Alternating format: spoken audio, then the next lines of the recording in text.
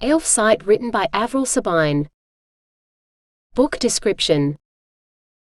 17-year-old Shadow thinks their country is in bad shape if her pa is considered one of their greatest heroes.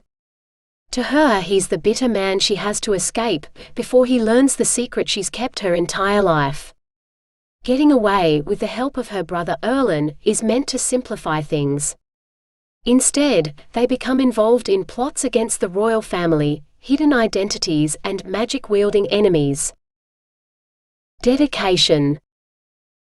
For my family, who have helped make me who I am. Chapter 1.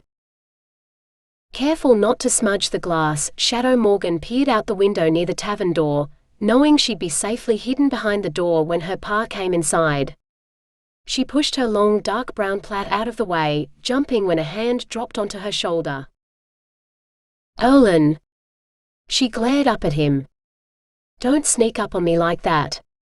At 6 foot, her brother was 5 inches taller than her, but had the same dark brown hair and eyes that both her and their pa had. What are you looking at? Irlan held a straw broom loosely in one hand. I don't know. I missed the start of the conversation. Pa's out there arguing with General Farnell Serenston. Isn't Serenston? She made a sharp motion with her hand. Quiet. I don't want to miss what's happening. Behind Irlan she could see several long-term patrons had left their ales on the wooden tables to peer out windows. Her ma would have her cleaning the smudges off those windows later.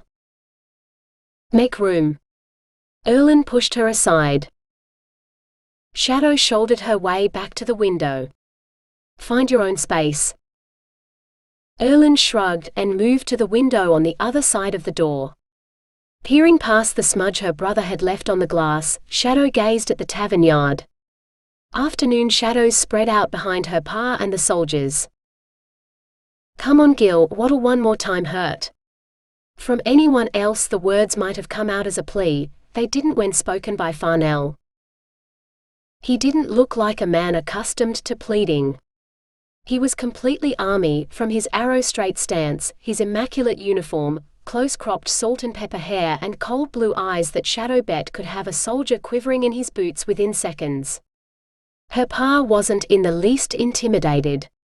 This didn't surprise her, as he was usually the one making others do the quivering.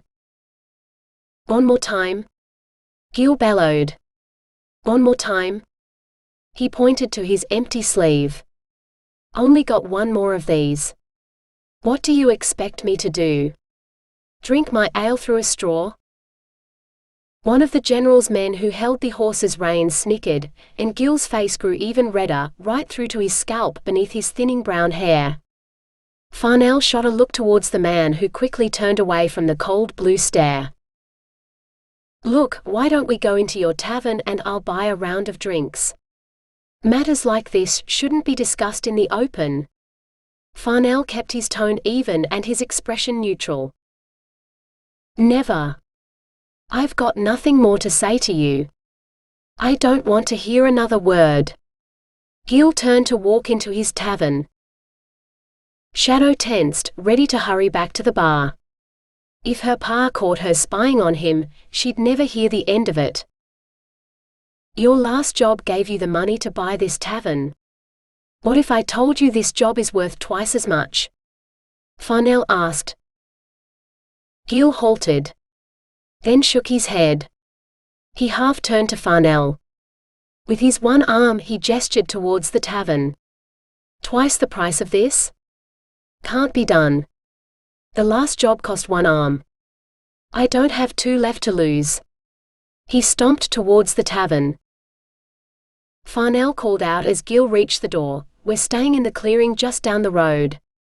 We leave at first light. Remember. Twice the fee. Not getting any response, Farnell turned back to his men. Mount up. Back to camp. As the soldiers hurried to obey Farnell, Gil made his way inside. He cuffed Irlan, who randomly moved the broom about not far from the window. While her pa was distracted, Shadow took the opportunity to hurry behind the bar where she was supposed to be serving. "What are you doing? Get back to work, you lazy lump." "I was sweeping." Irlan stared defiantly at Gil as he held up the broom. Angry brown eyes were the only similarity between them. While Gil was an average height with a broad chest and thick legs, Irlan was tall and wiry. "Sweeping? You lying little." Gil raised his fist and took a step towards Irlan. "Gil." His wife Jenny hurried over to rest a hand on his arm. She shot one of her usual looks of mingled concern and warning towards her son, before she turned to her husband. "Your supper's ready. You'll want it while it's nice and hot." She was short, slight of frame, with mousy brown hair and a perpetual look of worry in her blue eyes. Gil stared at her a moment before he pulled away and strode towards his table. Plonking himself down, he looked over to Shadow behind the bar. "Shadow. An ale girl. Look lively." Shadow grabbed a mug, quickly filled it, and hurried to her pa's table. He grunted as she placed it in front of him and downed it in one go. She forced her face to remain expressionless.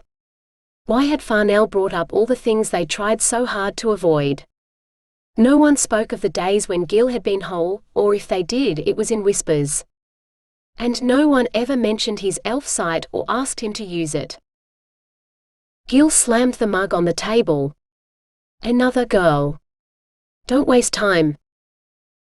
Lips thinning, Shadow grabbed the mug and headed for the bar. She passed close to her brother as she did. At 17, Shadow was a year younger than Irlan, but half the time felt like she was the one who looked out for him. "Stay out of his way, Irlan. He still hasn't forgiven you for racing his stallion yesterday." "The old bugger never forgives. You should know that by now," Irlan muttered as they reached the bar. "Shush, he'll take his belt to you again."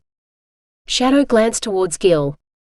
"And at the rate he's downing ale, he'll be looking for someone to use it on." "Hush, you two." Jenny pushed them both behind the bar. "Give me that."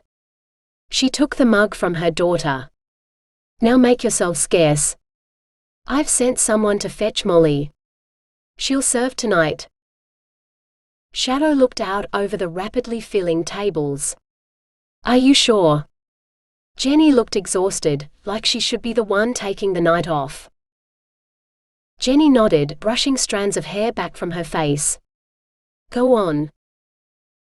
Nodding, Shadow followed her brother through the door behind the bar.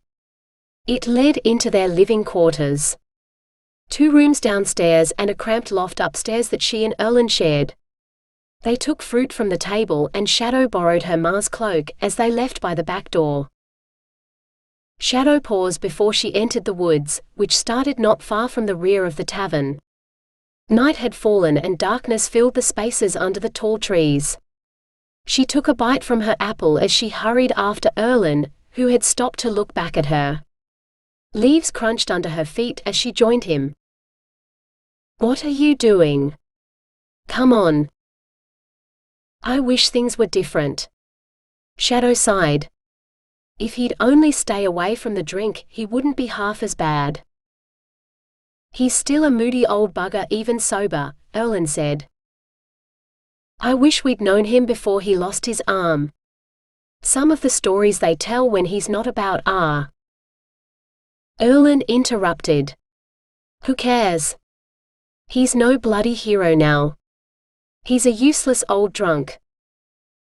Shadow fell silent as she continued to walk beside her brother. There wasn't anything she could say to argue that point. She didn't even know why she wanted to. It felt disloyal to always complain about their pa. Especially when she heard some of the stories whispered in the tavern, when the men had been drinking heavily. No one spoke to Gil about the days before he lost his arm.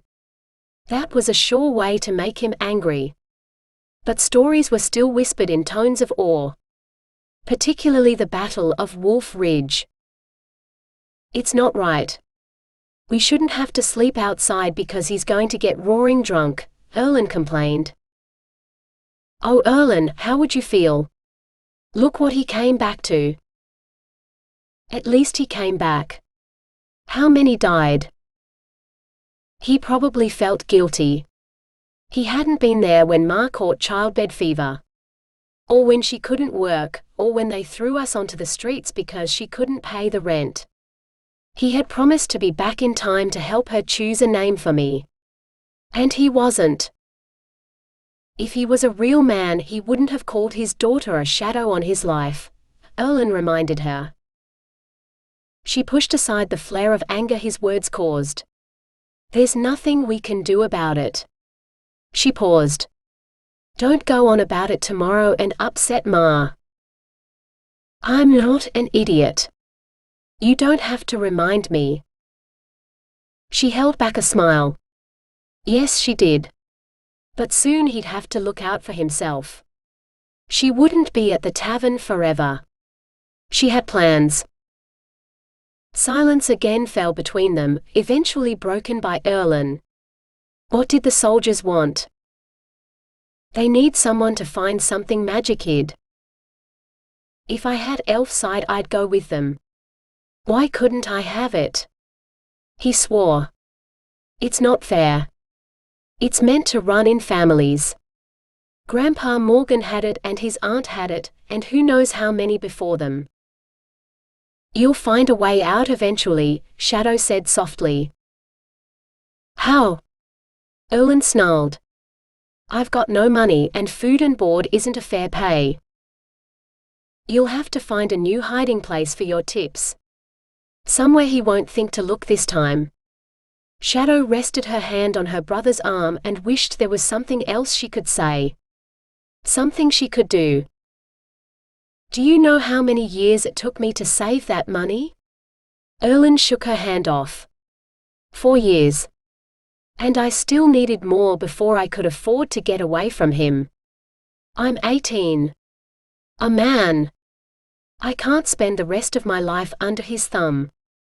If he doesn't end up killing me in a drunken rage, I'll probably kill him fighting back. Oh Irlan. Shadow threw both her arms around her brother and rested her head on his chest. Don't speak like that. Please. When I marry Elric, I'm sure he'll find a place for you on his family farm. Shadow felt Irlan tense. She drew back. What? What happened?